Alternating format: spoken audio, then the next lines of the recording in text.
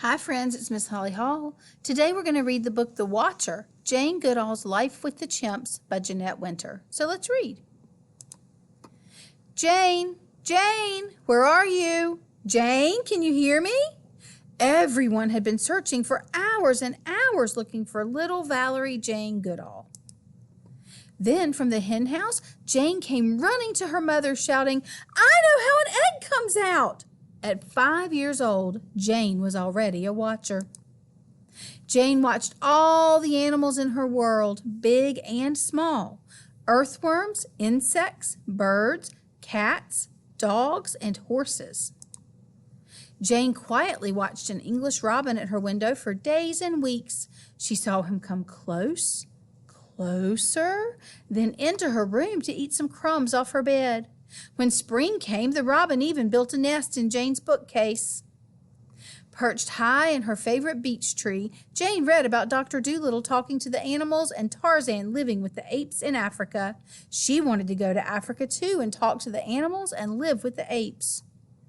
When Jane's school days were over, she worked and saved to buy a ticket to Kenya.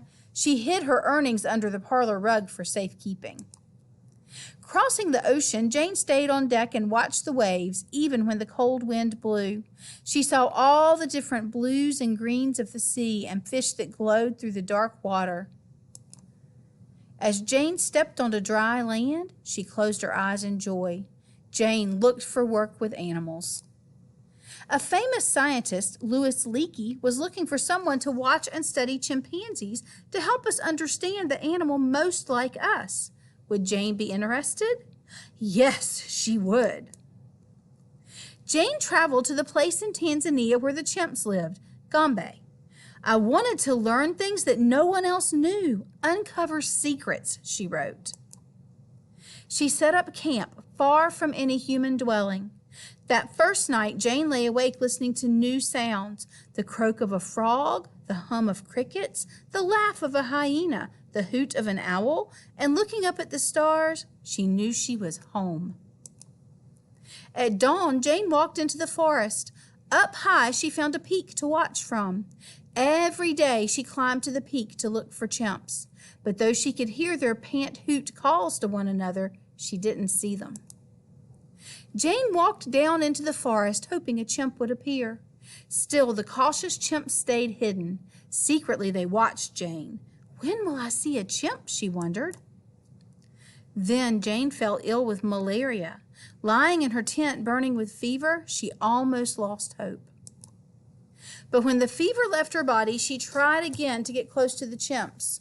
More weeks and months passed, till one day the chimps let Jane see them.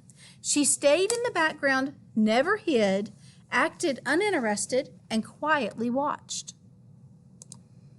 Now Jane watched every day, all day, even huddled in the rain. She saw the chimps accept the rain, not look for shelter as we do. And she kept notes about it all. "You have to be patient if you want to learn about animals," she wrote. Some nights Jane even slept on the peak to be near the tree where the chimps were sleeping. She woke at dawn and saw them slowly rise from their nests, sit for a spell, then go off to find food. Jane named the chimps. To her, each one was different, just like us. A gray-bearded chimp was the first to approach Jane. She named him David Graybeard. "David Graybeard he has taken bananas from my hand. So gently, no snatching," she wrote. David Graybeard let Jane come close. She watched him shape a stick into a tool to dig for termites.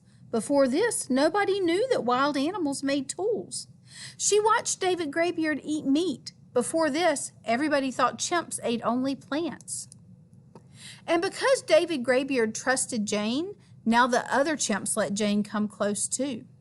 "Chimps all around me, what a day! Chimps near, chimps far, old men, young men, ladies, children, babies, teenagers, the lot," she wrote. Jane watched the chimps when they were happy.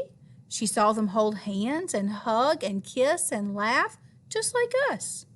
Jane watched the chimps when they were angry or scared and their hair stood on end. She saw them swagger and throw tantrums and kept out of the way. Jane watched the chimps at the Kakombe waterfall, leaping and swinging in awe and wonder at the tumbling water. At night, after a supper of beans and tomatoes and onions, Jane listened to Mozart and Bach as she wrote up her notes from the day. Years of notes were piled high everywhere. Jane needed help, and so assistants came to watch and write. One day, Jane sadly left Gombe. All across Africa, forests were being cut down, and the chimps were losing their homes. Poachers were shooting grown chimps and kidnapping their babies to sell to laboratories, to the circus, and as pets. Jane's beloved chimpanzees were in danger of becoming extinct. They needed Jane to speak for them. Jane hated to leave her friends, but she knew she must. She traveled to big cities and small towns the world over, month after month, year after year, asking for help to save the chimps and the forests. Jane returned to the forests of Gombe whenever she could. She climbed up to the peak calling, "Hello!" to the streams and hills and trees, David Graybeard at her side. Jane watched and listened again to the pant-hoot calls of her friends. And when she went back to civilization to speak out for the chimps, Jane carried with her the peace of the forest. The forest in Gombe, where she talked to the animals like Dr. Dolittle and walked unafraid like Tarzan and watched and wrote and opened a window for us to the world of the chimpanzees. The end.